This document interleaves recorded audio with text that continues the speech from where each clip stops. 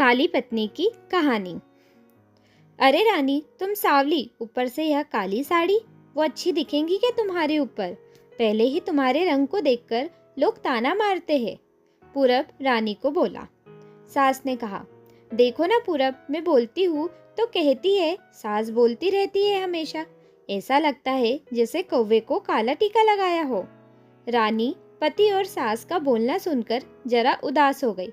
वो काली नहीं थी, कृष्णवर्णीय और नाग नक्शे में अच्छी थी, पर पति और सास कलर को लेकर रानी को हमेशा ताना मारते थे। क्या करेगा वो भी, वह गोरा और रानी कृष्णवर्णीय। लोग ब्लैक और वाइट की जोड़ी बोलते थे दोनों को।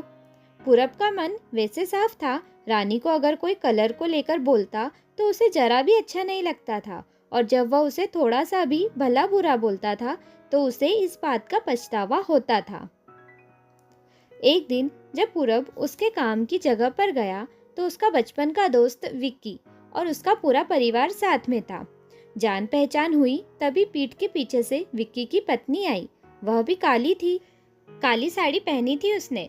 पीछे से एक आवाज आई, प्रतीक्षा दीदी, अच्छी दिख रही हो आप, आपकी साड़ी भी अच्छी है और आप भी। प्रतीक्षा के चेहरे पर खुशी आई, उससे ज्यादा विक्की खुश हो गया। पूरब विक्की को कुतूहल से देख रहा था। विक्की ने पूरब को देखा, वो पूरब के सवालों को हल करना चाहता था। विक्की ने पूरब से सीधे ही पूछ लिया, पूछो, तुम्हारे मन में जो भी है, मैं तुम्हें उसका उत्तर देने के लिए तैयार हूँ। पूरब पहले हड़बड़ाया, फिर वह बोलने लगा कि नहीं, ऐसा कुछ भी नहीं है। विक्की ने पूरब से कहा, तुम मुझे नहीं जानते क्या कि मैं लोगों का मन कितने अच्छे से पढ़ सकता हूँ? तुम तो मेरे बचपन के मित्र हो, तुम्हारे मन की बात भला मुझसे कैसे छुपी रह सकती है? विक्की आगे बोला, चलो ठीक है, तुम्हारा सवाल भी मैं ही बता देता हूँ। तुम यही सोच रहे हो ना कि मेरी पत्नी जो रंग से इतनी काली है और आज उसने काली साड़ी पहन रखी है, फिर भी वह और मैं इतना खुश कैसे? पूरब सब कुछ शांति से सुन रहा था और कुछ भी बोल नहीं पा रहा था। विक्की बोला, काला रंग ऐसा रंग है जिसमें दुनिया का कोई भी रंग मिला दे वह कभी नहीं बदलता, यानी कि किसी और रंग की संगत में वह अपना अस्तित्व कभी नहीं छोड़ता।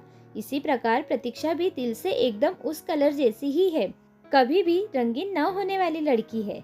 वह अपने मर्जी से जिए, यही मुझे अच्छा लगता है। मैं उसे खुश देखना चाहता हूँ। लोगों का क्या है, वह तो बैठे ही है बुरा भला बोलने के लिए। गोरी औरत रहे तो छिपकली बोलते हैं, काली होती है तो चूहा या कौवा बोलते हैं, क्या क्या नहीं बोलते लोग। ताना मारने वाले मारते रहे, हमें हमेशा खुश रहना चाहिए। वही मैं अब कर रहा हूँ। वो सुबह मुझसे बोली, मैं कैसी दिख रही हूँ, अच्छी लग रही हो तुम। ऐसा बोलने पर उसके चेहरे की स्माइल देखकर मुझे सकारात्मक ऊर्जा मिली। पूरब को उसके घर का माहौल याद आया। वह खुद पर ही चिढ़ गया। उसे लगा वो सचमुच में गलत था। मैं ही रानी को दुख देता हूँ, उस वजह से सब उसे बोलते हैं। अब मुझे ही अपनी भूल सुधार कर उससे माफी मांगनी होगी। उसने हंसते हुए विक्की को अलविदा कहा। अपना काम निपटाकर वह एक साड़ी की दुकान पर गया। रानी के लिए उसने काली रंग की साड़ी ली और घर गया। घर जाने के बाद रानी शांत बैठी थी। उसने रानी को आवाज दी और साड़ी उसके हाथों में दे दी। रानी को जरा अलग ही लगा। उसने प्रश्नार्थक नजरों से पूरब की ओर देखा। उसने बॉक्स खोलकर देखा तो काले रंग की साड़ी थी। रानी, मैं लाया हूँ तुम्हारे लिए यह साड़ी, आज पहन के दिखाओ कैसी दिखती हो तुम। अच्छी नहीं लगी तो बदल देंगे साड़ी को।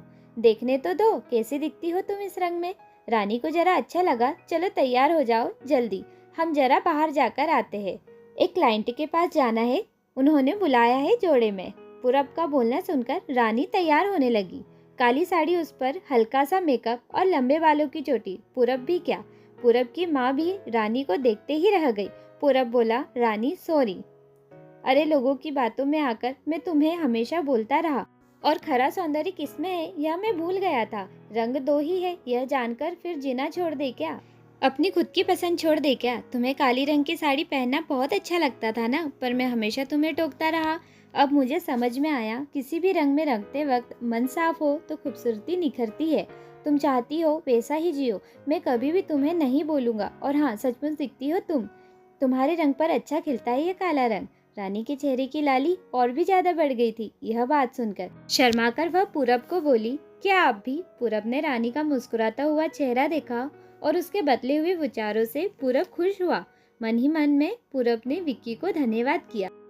क्योंकि यह परिवर्तन विक्की के शब्दों के द्वारा ही हुआ था। कहानी से सीख। खूबसूरत दिखने के लिए खूबसूरत दिखना जरूरी नहीं है, बल्कि खूबसूरत सोच होना जरूरी है। इंसान का अगर मन सुंदर है तो इससे कोई फर्क नहीं पड़ता कि वह किस रंग का हो। कहानी अच्छी लगी हो तो लाइक, शेयर एंड सब्सक्राइब।